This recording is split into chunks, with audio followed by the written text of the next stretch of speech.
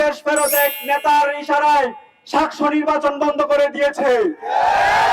সুপ্রিয় ছাত্র জনতা, আপনারা জানেন 20শে জানুয়ারি ঐতিহ্যবাহী সাক্ষ্য নির্বাচন হওয়ার কথা।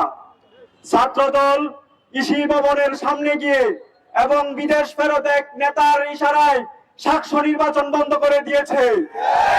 আমরা এর তীব্র নিন্দা প্রতিবাদ জানাই।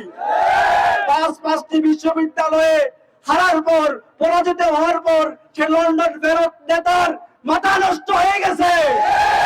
আমরা সাবধান করে দিতে চাচ্ছি, অতি দ্রুত আমরা সাক্ষ্য নির্বাচন চাই।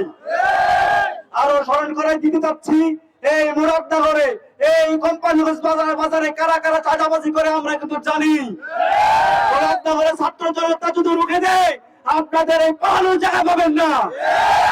আরো স্মরণ করে দিতে চাই, এই আগামী আসন্ন নির্বাচনে যদি কোনো কেন্দ্র দখল করার চেষ্টা করেন, তাহলে আমরা সে হাত ভেঙে দিব।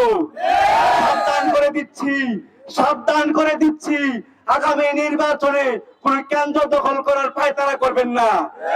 আমরা মুরাদনগরের ছাত্র জনতা সে হাত ভেঙে দিব। প্রিয় ছাত্র জনতা, আপনারা সচেতন হবেন, সচেতন করবেন। আগামী নির্বাচনে কোন সন্ত্রাস, দ্বৈত নাগরিক, কোন চাঁদাবাজ, কোন রেড খেলাপিদের ভোট নয়। দিয়ে মানুষ মারে, যারা সন্ত্রাসী করে, যারা চাঁদাবাজি করে, তাদেরকে কোনো ভোট নয়। হারের পক্ষে ছাত্র শিবির চেষ্টা চালাবে, প্রত্যেকটা জনতার কাছে ছাত্র শিবির পৌঁছে যাবে।